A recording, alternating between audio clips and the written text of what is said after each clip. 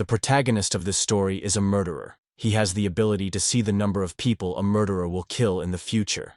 If he kills the culprits first, then the murder will not occur. Now, the question is whether he could create a world without murder through murder. Let's find out. The scene opens with a news reporter explaining how many murders have happened recently. All the crimes have been committed in the same metropolitan area. Plus, there's no clear connection between victims, age, or gender. The criminal is committing indiscriminate crimes and is not targeting specific individuals. A girl stands in front of her deceased sister as all the news goes through her mind. Later, she's working in her office, making a report on the recent murder cases. She takes a little break and feels nauseous. Her co-worker, Johan, asks if she's having a headache again. He takes her to a restaurant along with her other colleague to relieve the stress. She says that she's okay, and there's no need to worry about her. Johan says that she said the same thing last time and ended throwing up. Another co-worker says that it makes sense since it has only been a few weeks since that incident. She remembers how they mixed well together along with her sister. Everything changed when the forensic department revealed her corpse. They asked if she could confirm her identity. The girl cries and says that she's her sister. She saw a number 2 carved on the back of her hand. It's evident that the most talked about serial killer in the world, Number, did it. Johan asks if there have been 30 murders already. His co-worker says that it has already crossed 30, if they include the work of copycats as well. Another co-worker says that the world is going crazy. There are robberies and stabbings, and yet the police aren't doing anything. The man says that all of those bastards should be better executed. The girl asks if there's even a point to that. Nothing could bring back her dead sister. Every time she goes to get more material for news, she feels the same thing that happened to her.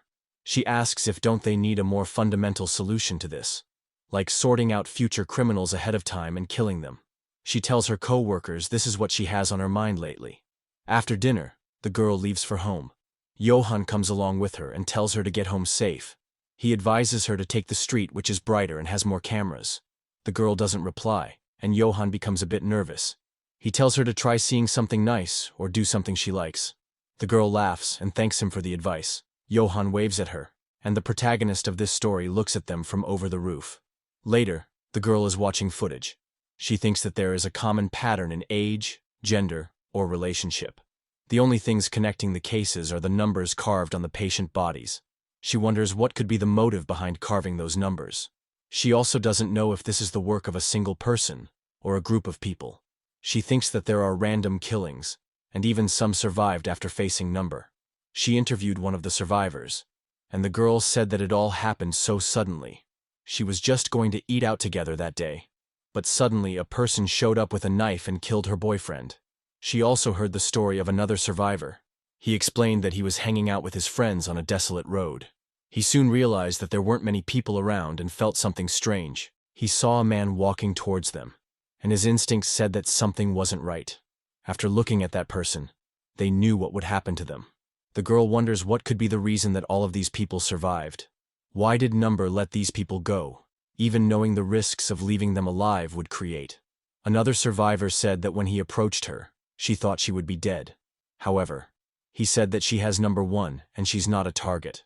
The girl slumps down on her couch and thinks that the police haven't revealed the number of victims. Plus, she's lacking information to make a conclusion. She wonders how the murderer could continue to kill them without even hiding bodies and leaving witnesses. The next day, she checks her mailbox and thinks that it's full. She looks at the data intently and wonders if this is real. When she reads an email, she gets curious. She dials the number and asks the sender if she could interview him. Later, she frantically goes to the location and hopes this is the place. A person sees her walking, and the girl thinks that she has to go for more material. As she was walking forward, she hears footsteps from behind. She stops in fear and the footsteps grow louder. She remembers what a victim said. The murder took place in a desolate road. She thinks that it has to be a coincidence and tries to calm herself down. She grows tensed as the footsteps keep getting louder and louder. Suddenly, the murderer runs toward her and she creeps out. She tries running away, but he grabs her from behind. She soon falls to the ground, and the murderer catches up to her. He extends his hand and she thinks this is it for her. However, Johan shows up out of nowhere and saves her. She asks what he is doing here. Johan grabs her and says they must run as far away as possible. The girl keeps asking what he's doing here. Johann says that this place is near his work and he saw her being attacked by someone. He asks who that guy was. He wonders if this is the number guy. The murderer once again resumes his chase, and Johann says that they need to get to a crowded place. If they go to a restaurant area, then he won't be able to chase them anymore. He says they should go down that alley as it's a shortcut to the main street. When the girl enters the alley, she sees that it's a dead end. She thinks that it's not a main street as Johann said and turns around. When she looks back, Johann takes out a weapon and looks at her fiercely. He then smacks her with the metal pipe. The girl falls to the ground with blood covering her face. The fake murderer comes to Johann and asks why he ran so fast like that. Johann says that it doesn't matter, he brought her here properly anyway. He says that this is the best place to commit crimes. The girl mumbles Johann's name and tries to ask why he did that. The fake murderer says that she and her sister were quick on latching onto things. It was quite difficult to kill her sister. The girl says that's not possible. Her sister was killed by Number. Johann says that he's quite grateful for the infamous Number murderer. He carves a number on her arm, and says that everyone will think that this was the Number doing. Thanks to that, they have been getting a bit of breathing room. Johann carves the number and says it's done. He tells his underling to do whatever he wants with her. However, when she stops breathing, she would be his. The fake murderer agrees, and the girl looks at them in anger. The man says that they will see how she looks on the inside. Suddenly, the real Number shows up behind them. They look back and wonder who this guy is. The fake asks the guy if he's enjoying the show. He should better get lost now. Number activates his power and sees 4 written on top of Johann, and 1 written on top of the other one. He says that he has finally found them 4 in 1. The scene shifts to 3 hours earlier. A survivor says that she was saved by Number. The girl is taking the interview and finds this fact weird. The lady explains that he saved her and her family. The girl asks if the victim he saw at the incident was her ex-lover. The lady says that she's being quite generous with her words. He's a complete lunatic who made a show in front of her house. The girl says that the victim was killed by Number, and asks what happened next. The lady says that Number showed up when she was getting beaten. The girl says that she could have been in danger too, so why did Number save her life? The lady says that she's asking if she could have died too. Now, the girl is in the same position as the lady, and she now understands what she meant. She wonders if Number saves people or kills them. Number approaches them, and the fake grabs a metal pipe. Johann tells him to wait, and the fake tells the bastard to leave. He asks if he can't hear him. Suddenly, Number punches the fake and he gives out. Johann and the girl look surprised at his abilities. He then moves forward. He activates his eye and says that he's number 1, so not him. The girl remembers that the same thing was told by another survivor. Number approaches Johann and says he's number 4, the target for elimination. Johann freaks out and wonders if this is really the number. Number dashes toward Johann with his knife. Number sees more random numbers flashing in front of him. Johann tries to counterattack, but he gets easily overwhelmed. Number grabs his hand and pulls out his dragon knife. He stabs Johann in the leg, and he cries out in pain. Number then kicks the fake in the guts as he tries to attack him. The girl looks at Number and thinks about what he said about numbers. She thinks it was a mystery that there were no commonalities between victims. He had the skill of evading police for a long time. Plus, the survivors talked about the numbers he spoke of. She thinks that it feels like he could foresee what would happen. The survivor lady told her that the police investigated her ex-husband's bag and found something. There was gasoline and a burner in it. He had every intention of starting a massive fire. Does she understand, she's saying? If she hadn't crossed paths with Number in front of her house, and if Number didn't kill that bastard first, then her whole family would have been burnt down. At present, Johann tries to scare Number with his little knife. However, Number stomps down on his head, showing him the place where he belongs. He starts stomping Johann again and again, until he gives out. The girl thinks that she thought about this outrageous theory before. She wonders if it's possible that Number could see the future where how many murders a person will commit. Number records the date and time of the person he'll kill. He says that the number is 4, and his name is Johann. He tosses away his identity card and says he could save 4 people by killing him. He places his knife to his neck and asks if he has any last words or wishes. He could tell him any small hope or unfinished business, or if he would like to leave a message to someone before dying. He'll grant the wish as long as it's within his limits. Johann coughs out blood and asks who he is. He asks who wants to get themselves willingly killed. Number asks if who would willingly let themselves be killed are his last words. He stabs the knife in Johann's neck and he coughs out more blood. He begs Number to spare him just this time. Number replies that it's not possible. He then kills Johan, and his knife reeks of blood. The fake tries getting away by crawling. Number doesn't care about him and carves 4 on Johan's hand. The girl asks if won't he chase that person. He replies that number 1s are not targets for elimination. Killing one person to save another one is worth nothing. She asks how he could say that if he was going to kill someone. However, our protagonist doesn't reply. She thinks that it's a type of logic that is hard to accept under normal circumstances. But one thing is for sure, that this person has his own rules. The girl gets up and says she wants to help him too. The things he does have been on her mind as well. If she could identify the murderers in advance, she could judge them according to rules. Since she's a reporter, she can hide him in the shadows. Also, if he wants his voice to be heard, she can make it loud and widespread. She's sure she can help him some way. Number gets up and asks if she's of the same mind. He takes off his masks and says he would be faster with his words then. He asks if she has any last wishes or final words. The girl asks, "What does he mean?" Number uses his power and sees 12 written on top of her, meaning she would kill 12 people in the future. Later, the police arrive at the scene and cover the body. Number carves out 12 on the girl's hand. He walks among the crowd and thinks that he has to kill people to save as many lives as possible. Later, the news talks about a man and woman being killed by Number. However, the police suspect that this is done by one of the copycats. A girl at the cafe is watching the news intently when someone calls her. She replies she's coming just now. Our protagonist is sitting on his seat and having a coffee. He's drawing some of the next victims and studying their activity. Our boy looks at the menu and thinks about ordering a sandwich, egg, and a waffle. He thinks that all of these can be eaten at the right time after finishing the coffee halfway through. He likes the second seat on the window side because he can see the customer inside the restaurant and people walking through the streets. Using his supernatural power, he can see the numbers on top of them. He sees a girl having a number 2. He notices a guy having a number 4. The girl who is taking orders in the restaurant has number 1. He wonders if these are the only targets left in the city. He thinks that the target choice is simple. Whichever has a higher number should be killed first. The girl soon brings his order of a sandwich and a waffle. However, our boy has left already, and the girl wonders where he has gone. She sees that he has kept money on the table. The scene shifts to some thugs having drinks at a restaurant. The people around feel uncomfortable with them shouting so much. An employee approaches them and says that it's unpleasant for other customers, so they should quiet down a bit. However, the man throws the bottle near a wall, almost hitting the girl sitting on the chair. He asks what he just said. The customer starts leaving, and the owner becomes worried. The person tells him to bring him some more beer. A man thanks his mate for evading jail. He laments that lawyers are quite expensive these days. His friend asks how he settled things with that girl. He replies he settled everything perfectly, as she kept on rambling about him. Her father complained about what he should do as he crippled his daughter. The thug sighs and wonders why everyone keeps rambling about the same stuff.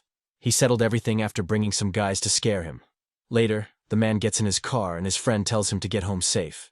His friend reminds him not to do anything reckless unless he wants to go back to the police station. He replies he knows that very well. Later, the man is driving his car when the intoxication starts taking its effect on his body. He accelerates the car and steers it in the wrong direction. He goes straight for the bystanders on the road.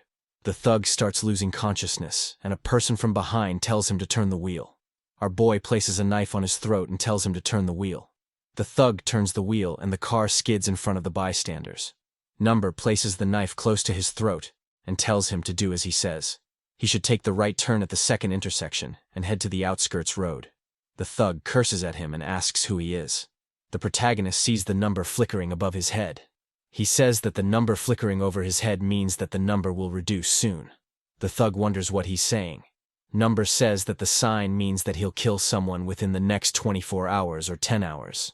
He instructs the thug to stop the car and move to the passenger seat. If he has any last word or wishes, he can listen to them till the count of 3. As the countdown hits 0, the thug tries to grab the knife from our protagonist. The car starts swerving around the road as they tussle in it. Number grabs the thug head and slams it onto the window. The window breaks, and the shards pierce his skin. Next, Number hits the thug in the guts with the knife. The car eventually comes to a stop, after all the hustling. Number then takes control of the driver's seat and starts recording the murder date and time on his phone. He says that the flickering disappeared, but the number still remains. The thug asks who sent him. Number thinks that even if he stops the murder, it will only delay the inevitable. He believes that Number doesn't change once it has been set. The thug tries to attack Number, but he quickly stabs the thug with his knife. The thug drops dead and Number starts driving the car. He thinks that everything went as expected. Later, our boy goes back to eating food like it's nothing for him after killing a person. He steps down the stairs and thinks that he has to take his next decision. He sees a girl having trouble with boxes, and she apologizes for causing him inconvenience. Our boy thinks that she has number 1 when he checked her earlier. Suddenly the girl trips the boxes and our boy sees 16 written on top of her head. He wonders how the numbers jumped up suddenly. First of all, Number saves the girl from falling. The girl thanks him and apologizes for causing him inconvenience once again. The owner comes down and covers her mouth in awe at the scene. The girl apologizes to the owner, and she scolds her for messing up. She asks our protagonist if he's hurt anywhere. However, our boy stood puzzled. He thinks that she has the same hair color and shoes from before. He remembers that she had number 1 on her. He wonders how it increased. The number doesn't change once they have been set. He has confirmed it multiple times. The girl apologizes to Number and says that she must have surprised him. Our boy notices the name, Mo Ji-hyun, written on her shirt. After that, Number sketches her in his notebook for the next assassination target. Later, the shop owner is putting eye drops in her eyes. Hyun closes her eyes and the owner scolds her. She opens it again, and Hyun replies that she's okay now. However, the owner still puts the eye drops, and she screams. Later, the girl rubs her eyes and wonders why they are feeling so itchy lately. The owner asks if she's watching too much anime late at night, but Hyun replies that she is not. The owner hands him the eye drops forcefully, and Hyun thanks her with discomfort. The girls look at the TV, and the news reporter talks about the number incident. The news reporter keeps spouting facts after facts. The owner says that the world seems so scary that they can't go anywhere. Hyun gets up and thinks that it's almost time. She picks up her bag and says she'll head back first. The owner asks if she's going to a part-time job again, and the peon replies, probably. They think that it's quite sad that she has to do all of this. She's at an age where she should go to school. She smiles a lot on the outside, but never speaks about herself. Suddenly, Hyun starts feeling a bit weird. She tries to breathe in and breathe out to relax herself. She thinks that she almost puked out and wonders why it happens. She thinks she should better hurry to her next job. When she reaches her job, her boss slaps her. He scolds her for being late again. Hyun thinks that the physical things aren't that serious. She has to endure this momentary pain. Here, she can work longer than the hours allowed for her age and get paid more. It's a sweet workplace that she has no reason to say no. When she doesn't find the energy, she gives herself a little pat. She has to smile in front of everyone, even if she has to force it. Suddenly a boy notices Hyun and calls out to her by name. He asks if that's her. Hyun turns around and the boy says that it's definitely her. He asks if she lives here. His friend asks how he knows her, and the boy replies that they went to the elementary school together. The boy explains that she's a daughter of a murderer. Doesn't he remember they were in elementary school together? Hyun covers her mouth as they start discussing her tragic story. The students laugh at her, asking if she's the daughter of a murderer. Suddenly, Hyun starts feeling strange in her eye. The boy says that it's nice to see her here. They were surprised when she disappeared suddenly. Soon enough, Hyun starts seeing weird numbers on top of other people. She quickly runs to the back alleys and gasps for air. She clutches her eyes and wonders what that was. She keeps wondering what's happening with her eyes. At the rooftop, our boy puts on his clothes and watches Hyun's movement. He thinks that she has the same hair color and is wearing the same sneakers.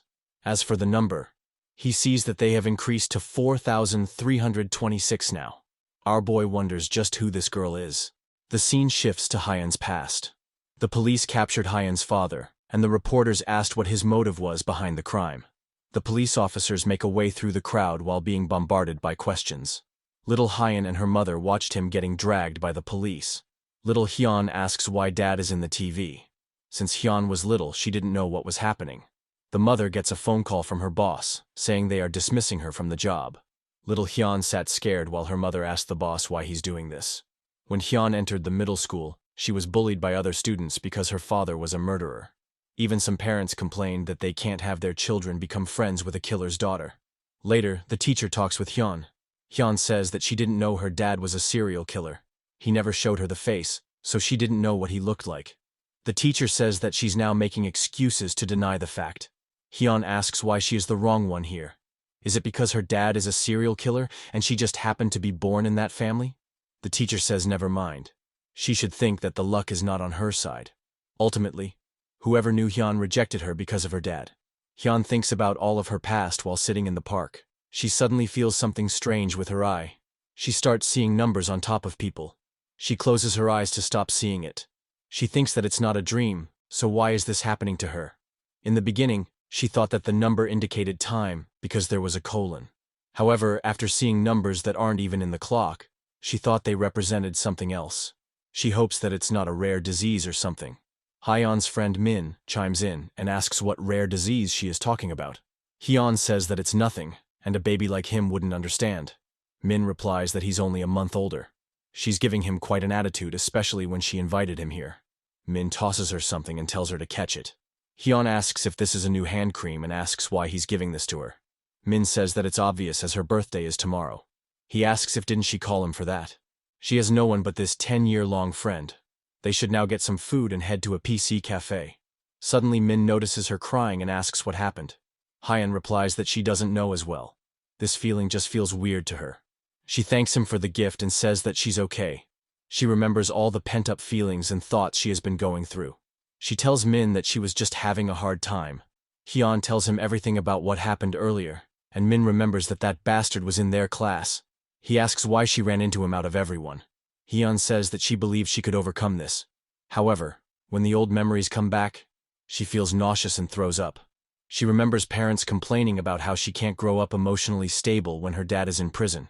She won't be able to receive education when she faces financial difficulties.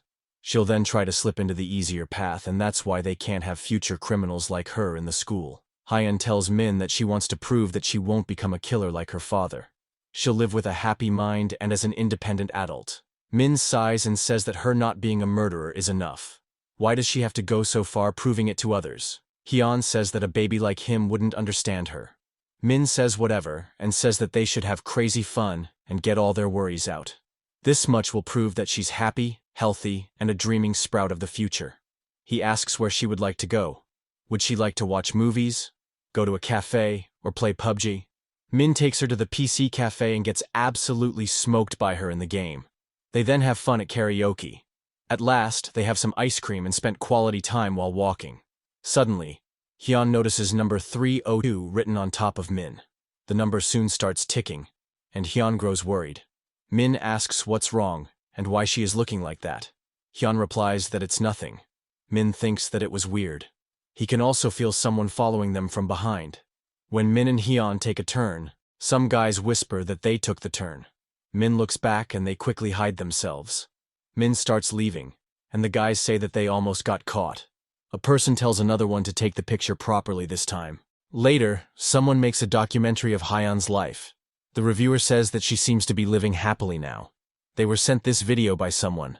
The sender also mentioned that she went to bars and clubs, since the video ended there, so they don't know what they did after that. It seems to be the case of high schoolers stirring up troubles. The reviewer concludes with a message that God is dead. The posted video gains over 1 million views within an hour, and the comments section goes absolute wild. A few days later, Hyun's friend Min is walking down the street. Some goons try throwing rocks in the neighborhood. The police arrest them for causing trouble here. In the background, Min taps on the gate. Some guys are camping outside Hyun's house to capture some footage. Min enters inside the gate and presses the bell. Hyun's mother opens the door and welcomes him in.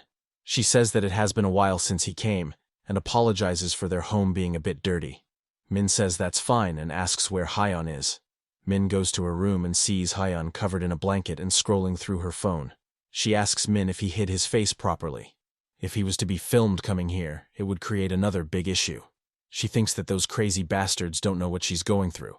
She believes it's their doing when they saw her working at the shop. They kept chasing after her. Min removes the blanket and says he gets how she's feeling now, so she should calm down. There's no reason to react to what those bastards are saying. They'll just disappear on their own with time. Hyun replies she knows. However, he can't understand how betrayed she feels right now. People keep telling her that she'll go through the wrong course. When she thinks she's living well and happy, they come right back cursing at her, saying why is she living so happily? What was she working for? What she was trying to prove? It meant nothing. Min remained speechless on hearing Hyeon's worries. Suddenly, Hyun's mother comes inside the room and asks if he could come with her for a second. She apologizes for how things are outside and how Hyeon is acting worried. She has to go for her night shift. So could he stay with her? Min replies that it's fine, and says they don't have classes anyway. She thanks Min, and advises him not to go outside, and to call if something happens. Hyun comes out of her room, and sees 3:32 written over Min.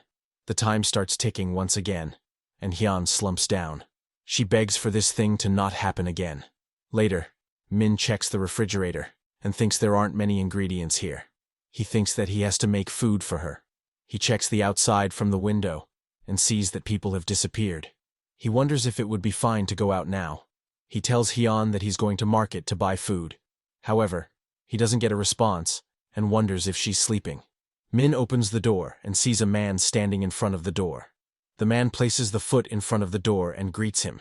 He asks if this is Hyun's place. They ask if he's her brother or boyfriend. Another person replies that he seems to be the one from the video. The man says that they were hoping to film an interview. Another shouts out Hyun's name and asks if she's there. Min thinks that they have a camera and tells them that they are trespassing. He tells them to leave before he calls the police. However, the man ignores his words and enters the house. Min wonders what kind of strength they possess. He tells them to take their hand off it. The man recognizes the uniform to be from Songhai. Her daughter went to the same school, but 10 years ago. She was just around his age. Min wonders what this man is talking about. The man says that she was around this age when she was killed by Hyun's father. The man shoves past Min and enters the house. He asks where Hyun is, where her room is. He thinks that it's quite good that that bastard had a daughter. He can now take revenge. He pulls out a hammer and thinks that it's now his turn. Min asks why he's barging like that and tells him to get out. Suddenly, the man smacks Min with the hammer. Min falls unconscious on the ground, and the other man asks what he has done. They said they would be in trouble if he used violence. Hyun slowly creaks the door to see the commotion going outside. The man asks why they are getting in his way. Hyun sees that the time has gone down to 1:09 and is still ticking. The man holds Min by the shirt, unaware of the fact that Hyun is standing beside him with a knife.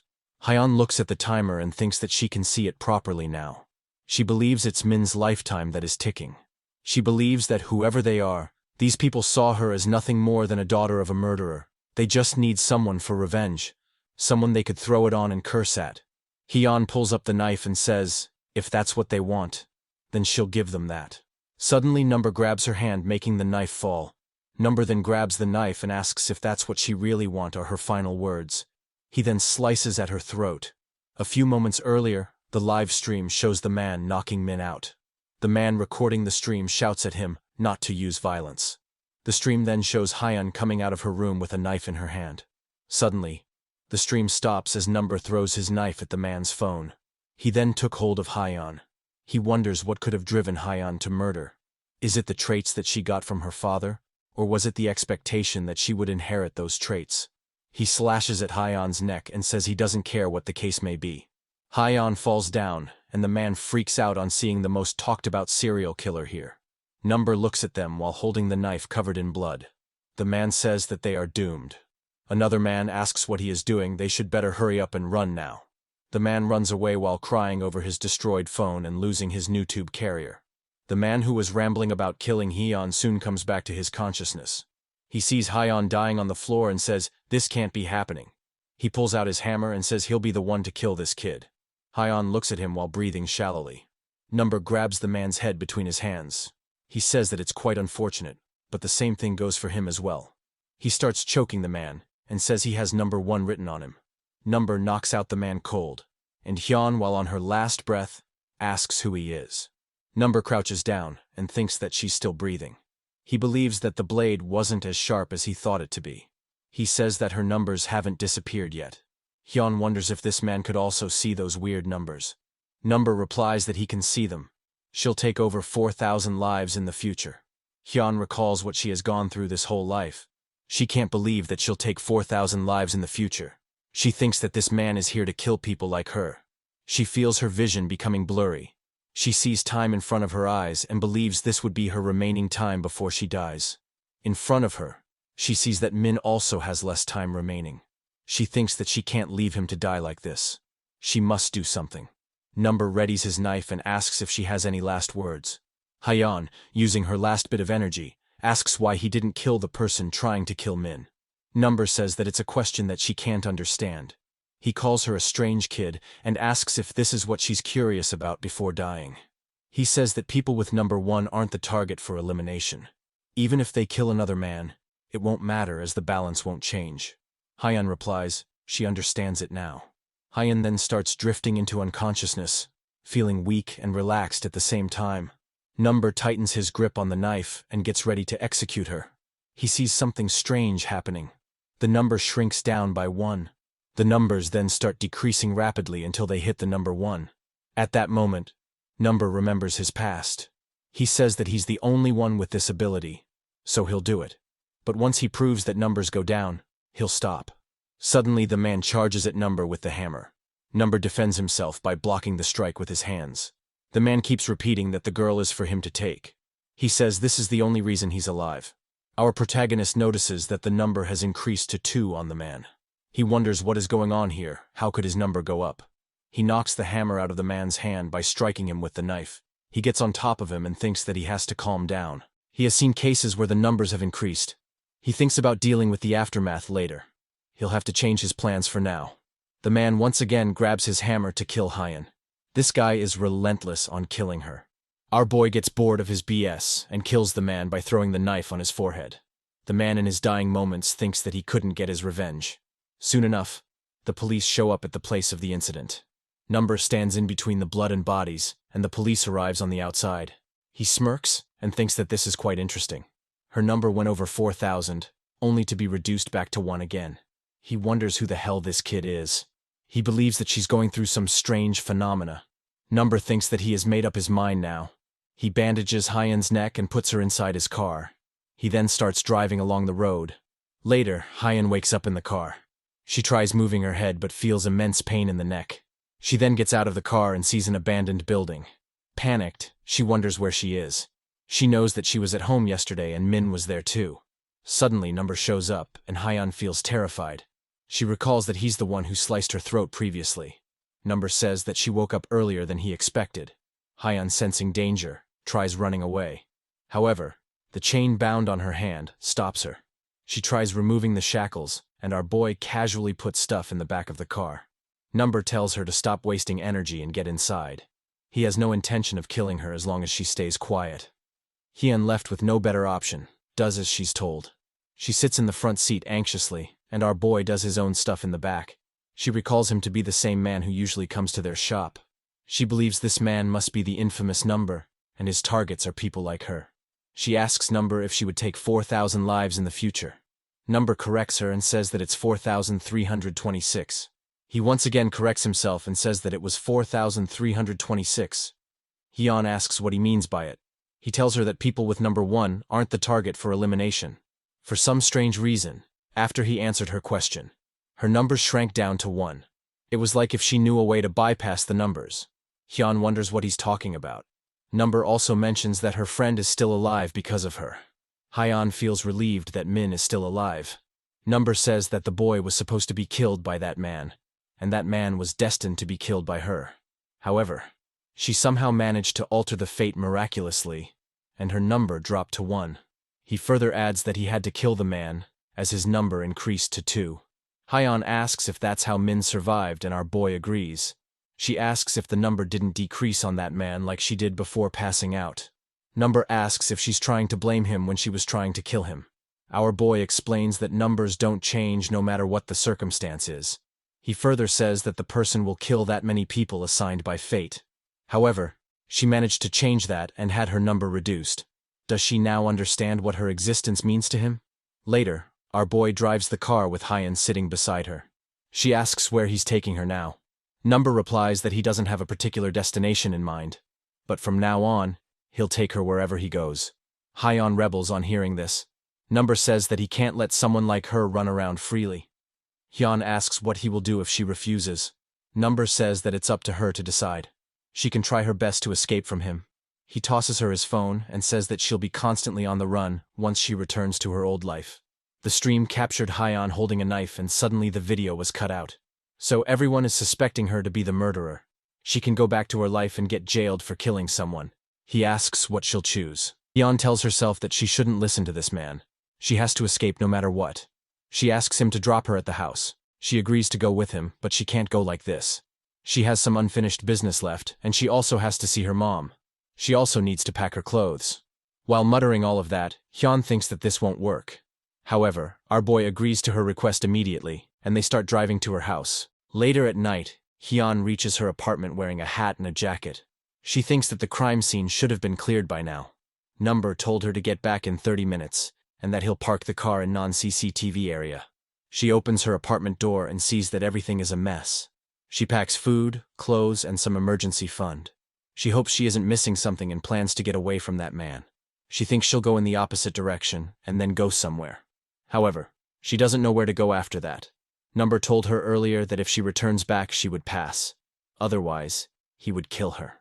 At present, the door swings wide open and Hyan becomes shocked on hearing the noise. A person rushes at her with a broken beer bottle. Hyan covers her head and screams out. Turns out, the person is Min, and he asks what she's doing here. He feels relieved that she's still alive. Hyan asks Min what he's doing here. Plus, what's with that bottle? Min looks at it and apologizes to her. He says that the police left earlier, so he came back to grab his bag. However, he noticed the door open and felt that someone was inside. For a second, he thought that those crazy bastards had come back. He apologizes once again for scaring her. Hyan touches his face and asks what happened to it. She says that it's all her fault, and Min blushes because she's so close. Hyan asks if he's hurt, and Min replies that he's fine. He asks where she has been living. He's glad that she's alive, but where did she disappear suddenly? The media and everyone is spreading rumors that she's the Number's accomplice as she fled away. Min reaches to a business card in his pocket and says that a detective gave it to him earlier. He tells her to call him and makes those bastards stop spreading those lies. Min notices all the bags behind her and asks why she has packed them. Hyan doesn't reply and goes past him. He asks what is going on and why she's doing this. Hyan asks why he's still pretending. He saw everything, including her getting stabbed. Min saw the live stream in the hospital earlier. However, the stream cut at Hyan holding the knife. He asks Mr. Detective what happened after that. The detective replies that the phone got destroyed and the live stream ended. Other YouTubers are saying that it was Number's doing. They don't know whether the kid is alive or not. Still, there are a lot of things unclear here. However, the public is blaming the girl as the video stopped right there. He advises Min to convince her friend to come back. In the present, Hyan starts walking away, and Min tries to stop her. He asks why she is running like this, and if she killed that man. She has to answer him. He knows that she didn't do it, so why is she running away? Hyan remembers what Number said earlier, that she would be on a constant run. Trying to prove her innocence while everyone will be pointing fingers at her would be useless. Min tries to stop her from going away, saying she is not a murderer. The people have nothing but to talk bad things about each other. He knows that she didn't do it. Hyan screams that he's wrong. She sobs and says it's not about proving anything. It's not as simple as it seems. At that time, she didn't do it to stop him, or save him from that man. She just wanted to kill him. She felt very clear in that moment about killing him. She wanted to stab that man's neck and kill him. What everyone said might be true. She's just like her father. She thinks that she's a destined murderer, and that's why she's able to see numbers above people. She thinks that if it wasn't for Number, she would have killed him. Hyan apologizes to Min and says she has to go. Min tries to stop her and Hyan shouts that she doesn't want him to get hurt. He shouldn't waste time on someone like her. Min says that her mom collapsed and is in the hospital right now. Is she really going to break her heart again? Hyan cries and remembers her past when her dad was caught. She cries and says she wants to see her mom, but she can't. She walks away and enters the van later. Number says that she's late, and he thought that she would run away. Hyan asks if he would get rid of potential murderers like he said before. Number replies that someone has to do it, and only he can do it. Hyan asks if she won't have to worry about killing anyone as long as she's with him, and Number agrees. He also says that he would get rid of her if the number increases. Later, the detective enters Hyan's room. His assistant says that the girl is alive like he predicted before. She asks why she's sneaking around the house like that. The detective asks if they checked the CCTV, and the girl replies that they are still checking it. The detective looks at Hyun's photo and sees number 213 written over her. He tells his assistant to hurry up as she's the only lead they have on number. The scene shifts to a girl calling the emergency. The girl says that the man is here, he's right outside her door. She needs their help, so they must hurry. The helpline says they will dispatch a patrol unit to her location. The girl bites her nails anxiously and asks why they aren't arresting him. She keeps asking them the same question, and demands to know why they keep sending him away. She can't take this anymore. The helpline tells her to stay calm as the individual is just loitering in her corridor. He hasn't taken action to harm her. They can't arrest him if something hasn't happened yet. The girl asks if they will take action once she's dead. The man outside hears everything by eavesdropping onto the door. The scene shifts to 9 hours later. Hyun is eating food, and our boy is doing his work. She asks if he has anything besides cereals. Number replies that she can check the second drawer for eggs and chicken breasts. Hyun asks what else he has other than that. Number replies he doesn't have anything else, and Hyun feels even worse. She asks if doesn't he get tired of eating the same soy milk and cereal. Number replies he eats eggs and chicken breasts as well. Hyun sighs on hearing his response. Our boy says that taste doesn't matter, only routine matters.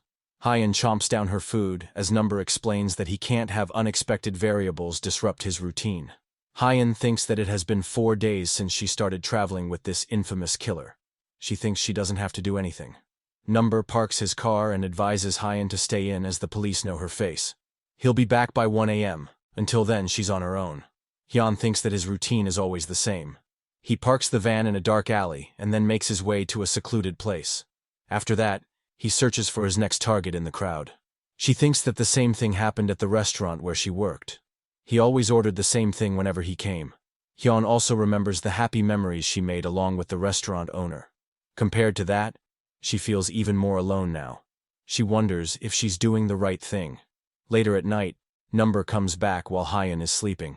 Hyun jolts up suddenly on hearing the car opening. Our boy casually opens the van trunk and tosses his stuff in. Hyun looks back and thinks that he has a strong scent of blood. She asks how many he killed today. Number replies he killed 2. One had a number 5, while the other had 3. He had to take them out today even if he had to resort to force. Suddenly, Hyun's power activates and she feels a burning sensation in her eyes. Number asks what's wrong, and Hyun replies, it's nothing. She looks at Number and sees the time of 9/11 written over top of him. Hyun thinks that she understands what these numbers mean. She believes it's a person's remaining time. Number approaches her and asks what she just saw now. Hyun panics and asks what he is talking about. Number glances at her with a side eye and Hyun thinks that she has no reason to hide it from him. She feels something off about this and thinks telling him won't do any good. Number remembers his childhood when he had this similar feeling. He felt a stinging pain in his eye for some reason. Number thinks that she's like him just as he anticipated. The next day, our boy once again parks his car in a secluded spot. He tells Hyun that he's going to buy a few things and will come back in an hour or 2. While sitting in the car, Hyun sees different numbers written on top of humans walking on the path. She thinks that there are 2 numbers and the number on the right decreases at a different rate each time.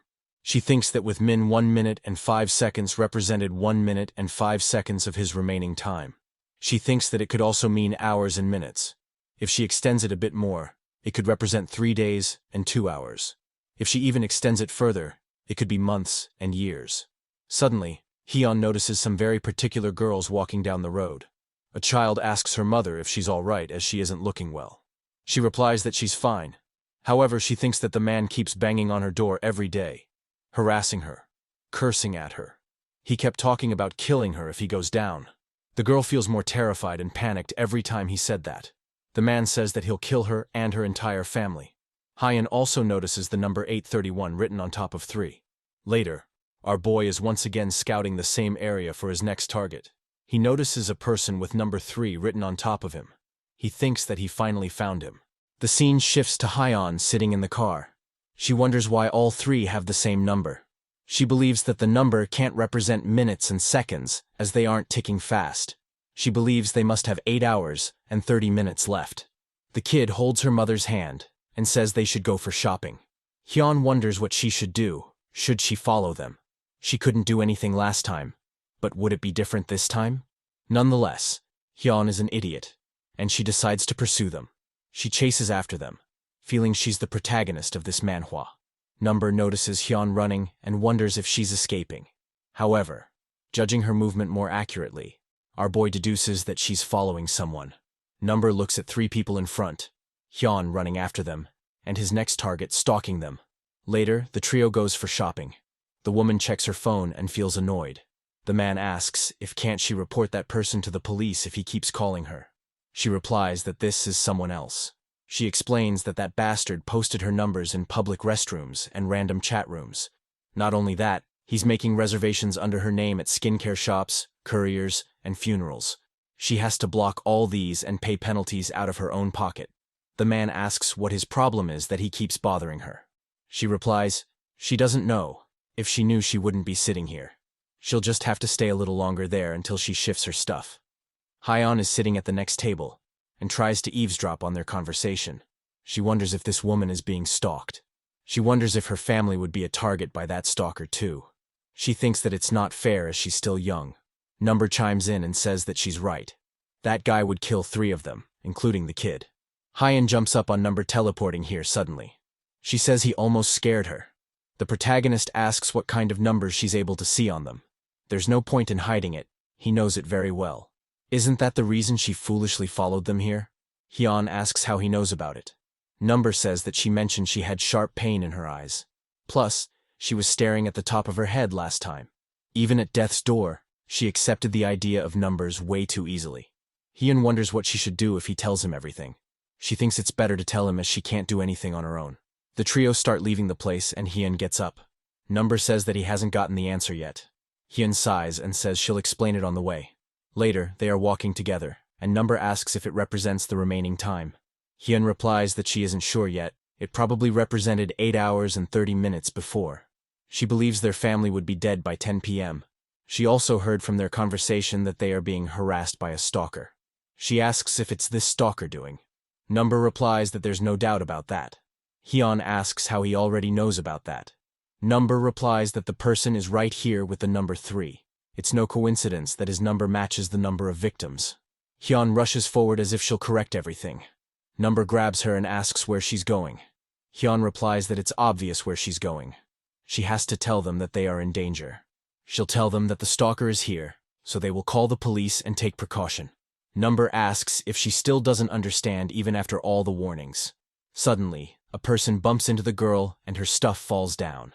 The man apologizes and helps her to pick up the stuff. The girl replies that it's okay. Suddenly she freaks out on seeing that bastard here. The kid asks if everything is all right and the man turns away. The girl says that it's him, she definitely saw that bastard. She starts sobbing and her child tries to cheer her up.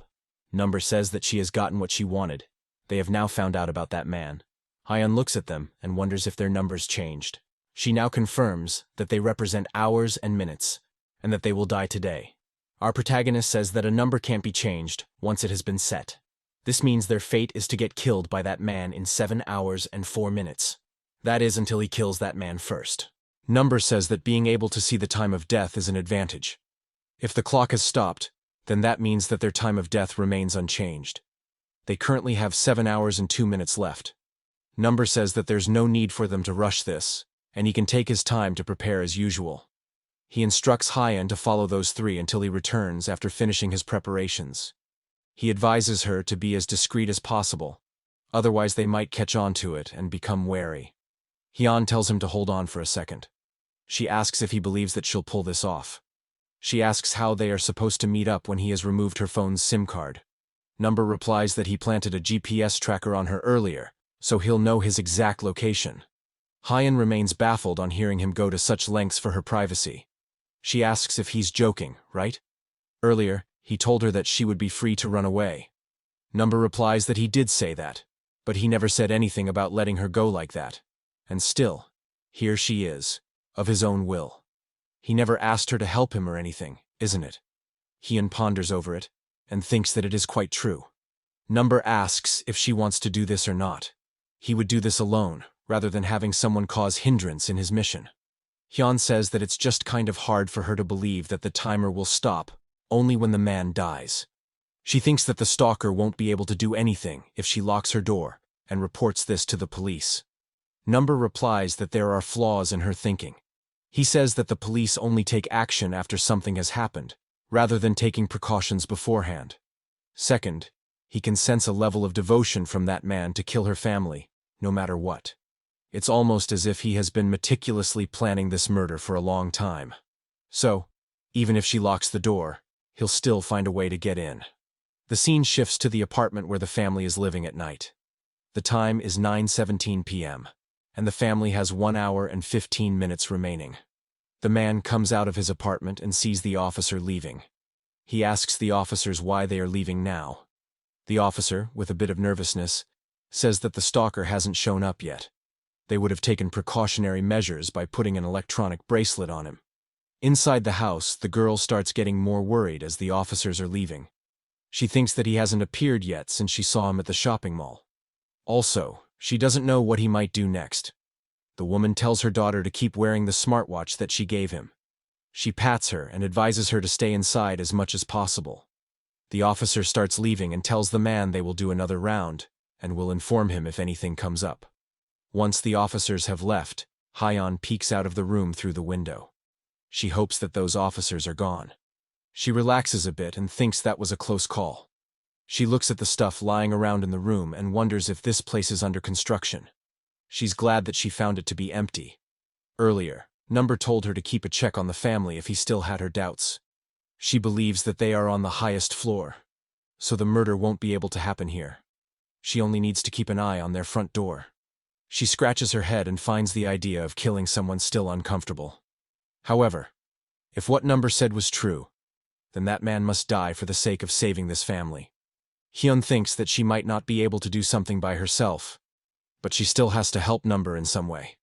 Soon enough, the man arrives on the floor with gloves and handbags.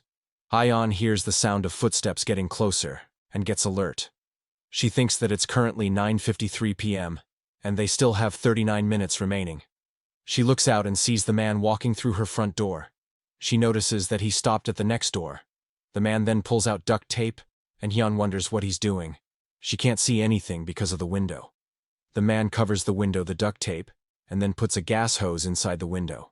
After that, he leaves the scene. Hyun looks at the hall and wonders if he just left.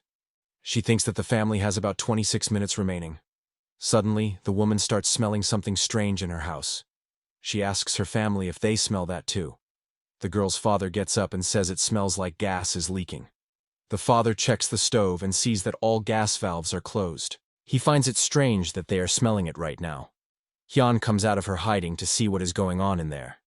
At the same time, the man tells her daughter to open the window. As for Hyun, when she comes out, she sees a gas cylinder attached to the window, and it's leaking gas in the room. On the other hand, when the girl opens the window, the same man quickly jumps inside. As Hyun was looking at the gas cylinder, she heard noises from inside the room. She wonders what's going on in there, and if the man broke into their house. Hyun quickly pulls out the gas nozzle and then starts banging on the door. She asks if they are all right and tells them to open the door. Inside the house, the woman becomes horrified on seeing that man here. The man stabs her father and takes her daughter hostage. The culprit chuckles and says it's been quite a while. He asks how she dared to run away when she should have been begging him for mercy. He says this is unbelievable.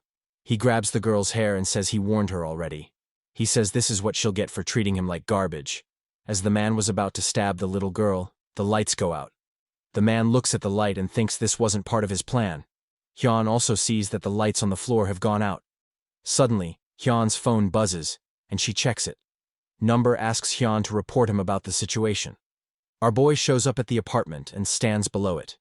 He tells Hyun to tell him about the situation and where they are.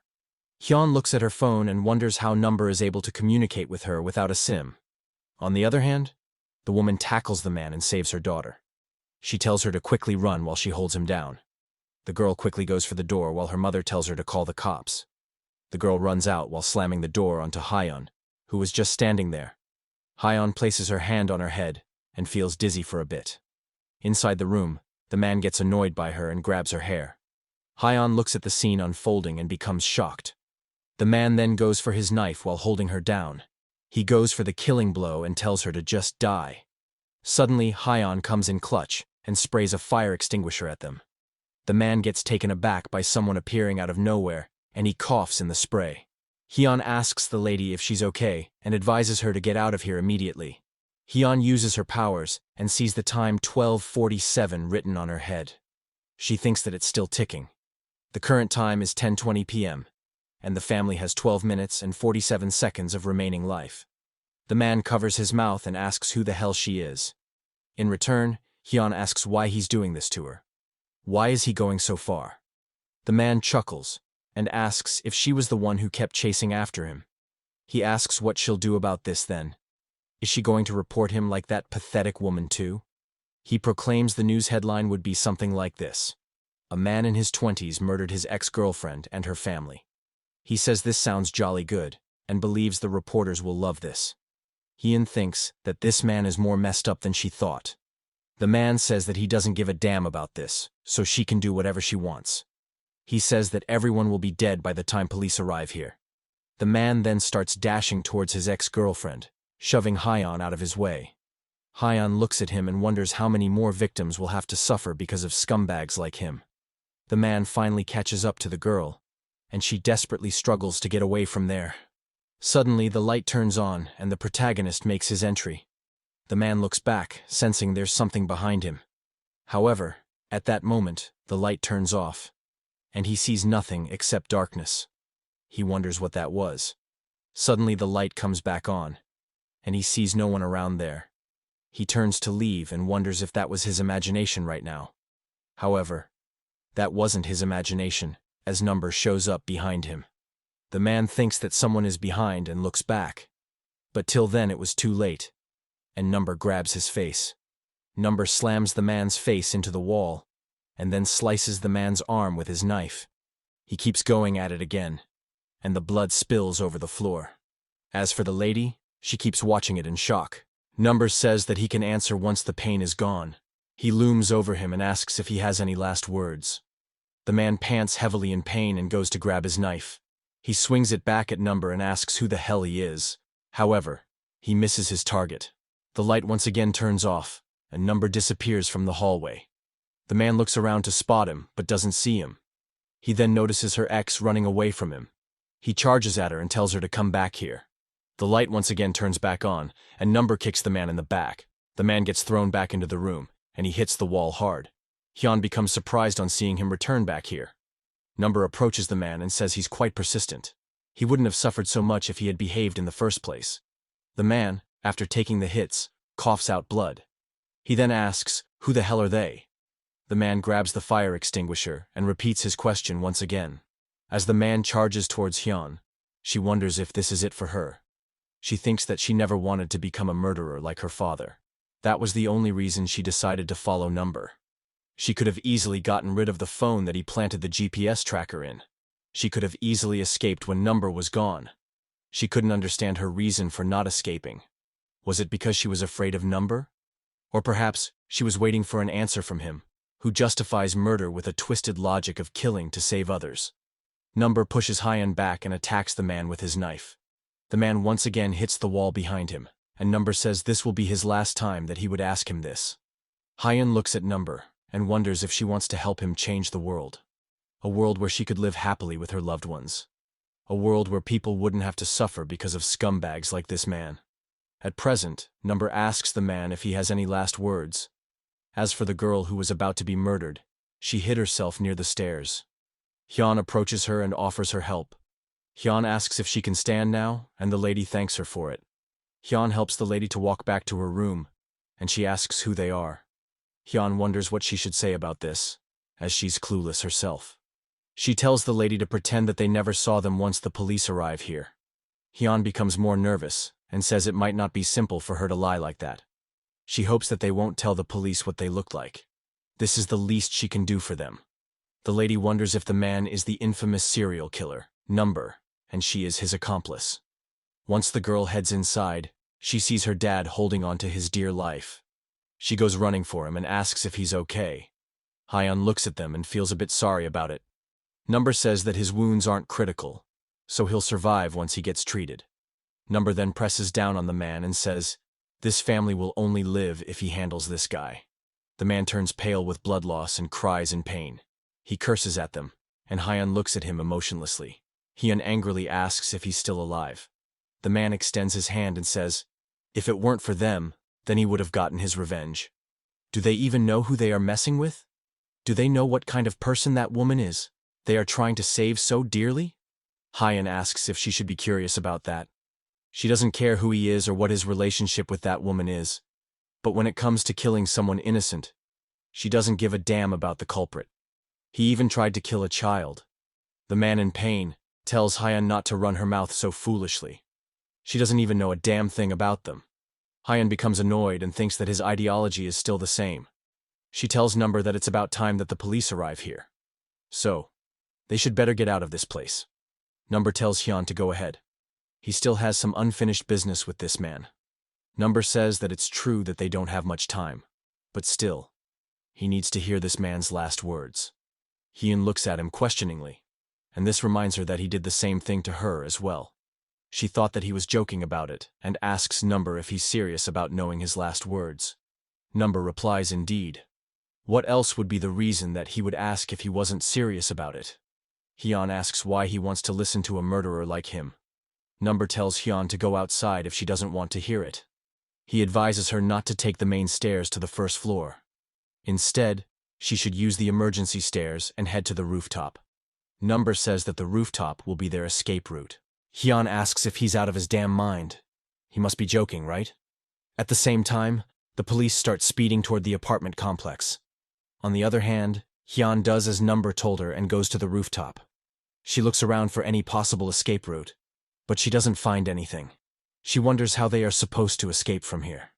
Hyun looks down from the roof and spots the police car approaching the apartment rapidly. She curses at Number and wonders why he's obsessed with getting that man's final words.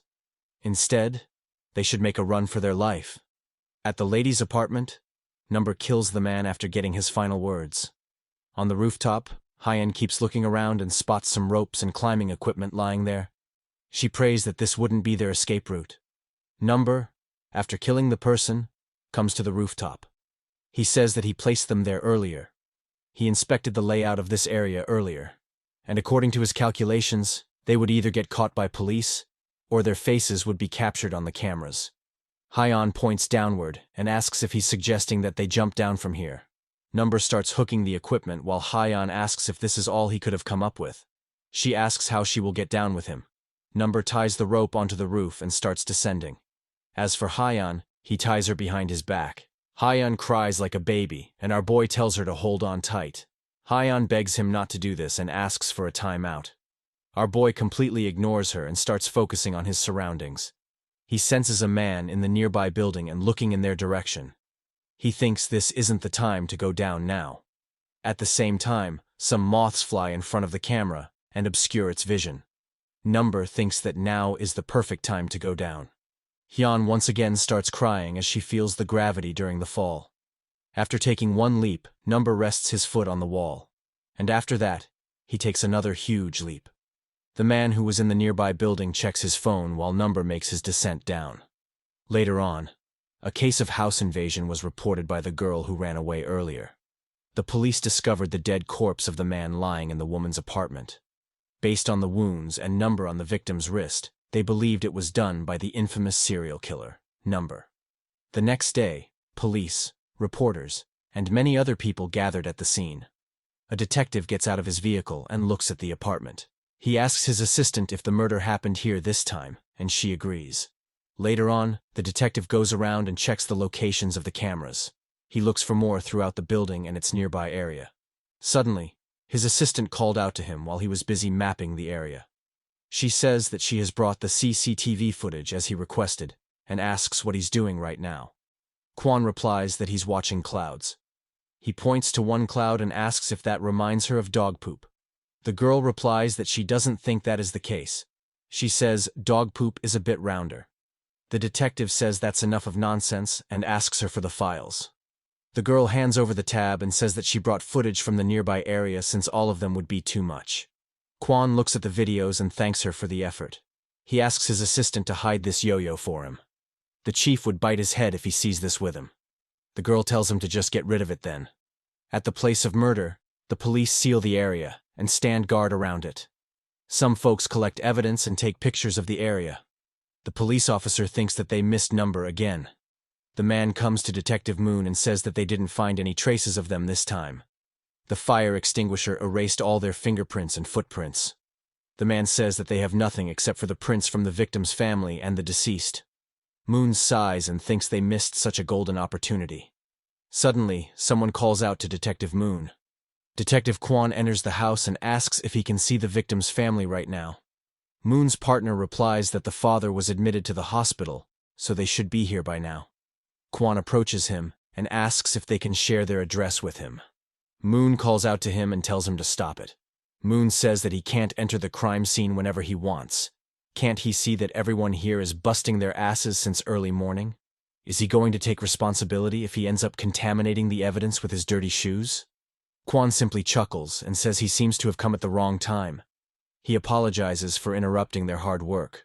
Kwon tells his assistant that they should better go and review the CCTV footage. He tells Moon that they will see each other later. He should keep up with the good work till then.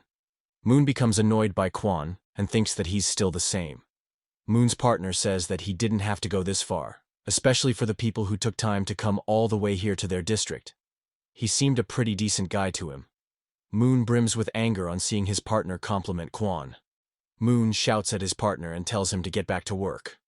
Outside the apartment, the assistant says that Moon seems to hate him. Kwon replies that he knows about it, and he just can't reason with that man. He wanted to be friends with Moon, but he didn't give him a chance. Kwon then starts checking the camera footage while using powers similar to Number. The assistant asks if they should head to the hospital, and Kwon replies, "Not yet." He gives her the tab and tells her to take a look at it. When she looks closely, she sees someone in the footage. She says that this man looks familiar, and Kwon agrees. Kwon says that this guy is Number, even though they don't know how he looks like, but he's 100% sure that's him. By checking the recording, they have confirmed that he entered the building at 22:11. However, there was no sign of him exiting the building. Kwon takes his assistant to the rooftop and asks if she understands now what he means. She replies that it must be the rooftop in that case, and Kwon says, "Right." Kwon says that Number could have exited from the lower floor. But if she considers the resident's testimony and the blind spots in the CCTV footage, then it is very much possible that he escaped from here. As they were looking at the rooftop, they see one side of the wall scratched. Kwon says bingo and asks his assistant if she sees it. She replies that she understands it. However, she still has one doubt in her mind. She says if Number rappelled down from here, then he would have been caught by the fourth-floor camera. He asks if that's the case, then they should look at the footage. Both of them start watching the footage intently and see many moths flying in front of the camera. Suddenly, they see something moving down. However, the very next moment, they don't see anything as the moths cover that area. Both of them look at it and think that something is suspicious. Kwon deduces that when the power came back on, a bright light flashed in front of those moths. And as a result, those moths got blinded by the lights and remained in front of the camera. This must have given Number enough time to escape from there. Kwon thinks this was why nothing was seen in the camera footage. He believes that no one can make that kind of planning while committing crimes. But still, this Number guy always managed to get away somehow. He takes the most safest and efficient route that one could never imagine. To him, it feels like that Number can predict the future. The girl says that Number's ability seems to be similar to that of his. Kwon looks back with his glowing red eyes and agrees. Later on, the scene shifts to the hospital where the lady is currently staying. She walks through the hallway, looking weak and deprived of food. Kwon waves his hand up top and says he's here. The girl enters the room and nervously greets him. Kwon activates his eye power and tells her not to worry. He says that he's just here to ask a few questions. On top of the girl's head, Kwon notices the number 23,103. He asks the lady how she's feeling. The girl sits down and says that she's fine. She has gotten much better lately. Suddenly, he sees that the number above her head has changed. Kwon looks at it and tells her that she's sure of what is happening to her. He wants her to be honest with him and answer his questions. He asks if she understands this, and the girl replies, yes. Kwon thinks that when he was younger, he always wondered how many lies a human tells on average in a day. He thought it would be 2 or 3 times. But if they were to count trivial, customary, and everyday lies, then it would amount to 200 lies per day. It's without a doubt that lies are a way to navigate around this world. Also, the number of lies a person would say doesn't depend on their uniform. As for Kwan's power, he's able to see through someone's lie. This means that the number 21,102 written on top of the lady's head means the number of lies she will tell in the future. Kwan takes hold of the tab and says they'll do a quality check for now. He shows her the clip of number and says that his height is probably 180 centimeters. He asks if this matches the same number she witnessed. The girl replies yes, and Kwan further asks if she saw his face. The girl says that she did see it, but she couldn't remember it, because it was dark and fuzzy. Kwan sees that the number on top of her head hasn't gone down. He knows that she's telling the truth. Kwan then asks if by the time she regained consciousness, number had already subdued the stranger, and the girl agrees. Kwan asks what time it was then. The girl thinks hard and says it wouldn't have been long after the power went out. Kwan says that the lights wouldn't be out for 3 or 5 minutes, and the girl agrees. Kwan thinks that number entered the apartment at 22:11 when the power was out. Also, if they assume that he predicted the future and ran away, then that moment would be 22:32 when the moths flew in front of the camera. Kwan says that number left the apartment at 10:32 p.m. He entered the apartment at 10:11 p.m. and subdued the stranger in 5 minutes. He asks what number did in the remaining 15 minutes. The girl, with a bit of hesitation, replies that she doesn't know. She ran into number for a brief moment when she was in the hallway. Suddenly, the number above the girl's head changes, indicating that she's lying about it. The girl continues that number was gone when she went back home. However, Kwan thinks that she's outright lying. He thinks that she didn't run into him or had a conversation with him.